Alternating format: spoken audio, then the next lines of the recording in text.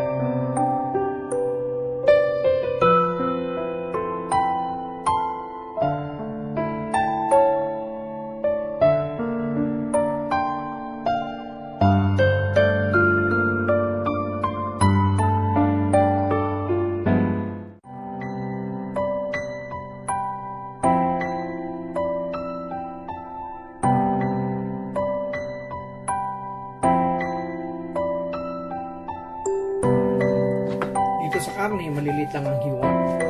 Mahilig kami gumamit ng may kunting taba. Hindi ito kanyang sarap.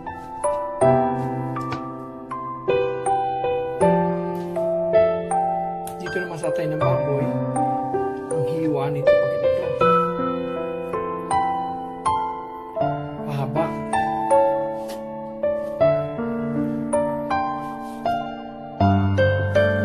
Manilipis din.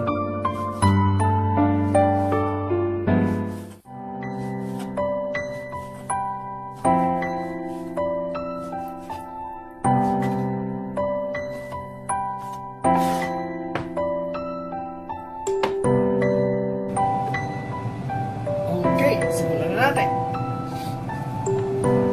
Ang pagluluto, ilagay ang garlic.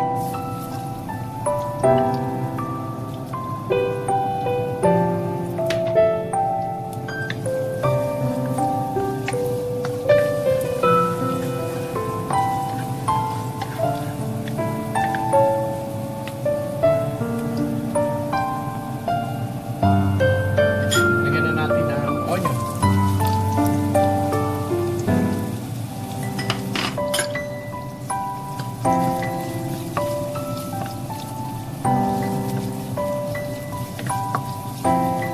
Hintayin lang natin maluto ang onion.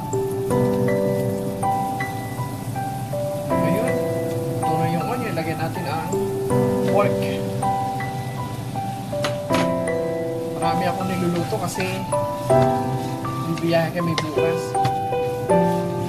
Babaon daw kami na ulam sa aming magiging temporary shelter para meron na kami makakain.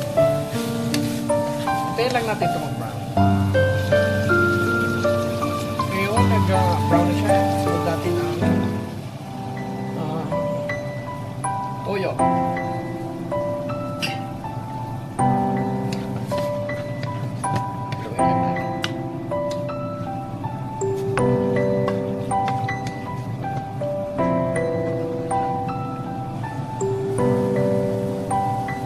Pwede nang ilagay ang bay leaves.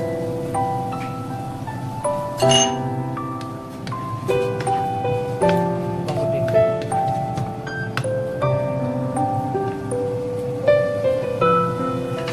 Ngayon, lalagyan na natin ng tubig para lumambot ang aking pork. Hintayin natin kumulo. Ngayon, kumukulo na siya, takpan muna natin hanggang sa maluto yung karne.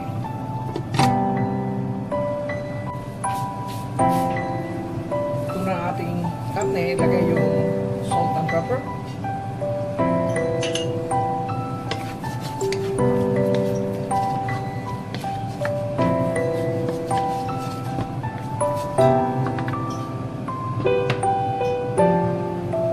Ngayon, ilagay na natin yung atay ng baboy.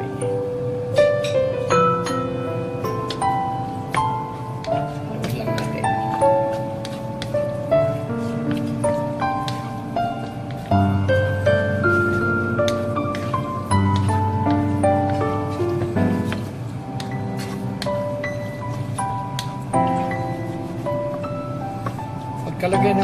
ng baboy, susunod na natin yung suka.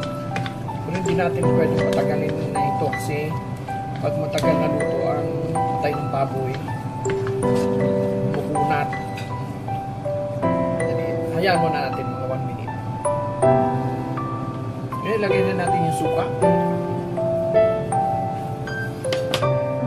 Pagkalagay ng suka, huwag munang haluin. Hayaan muna natin yung mga 2 minutes na singaw yung amoy ng suka.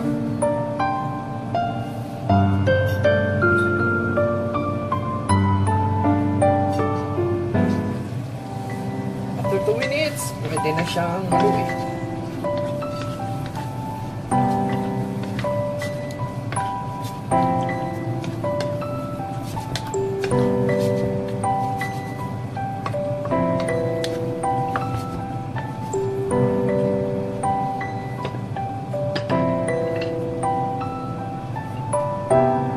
Lagyan na natin ang carrots.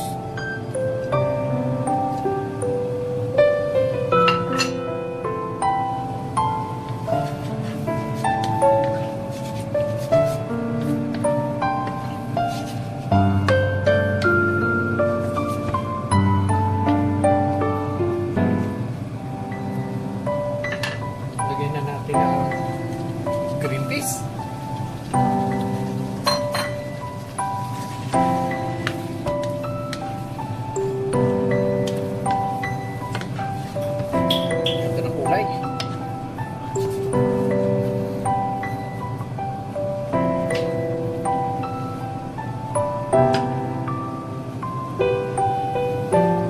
Habol ko lang, hindi ko nabanggit kanina.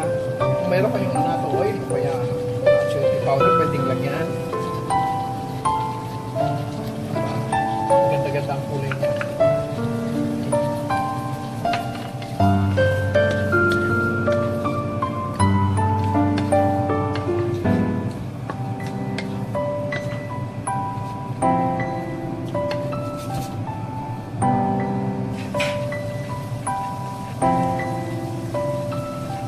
Ngayon, ilagyan natin ang bell pepper. Panalo ang kulay.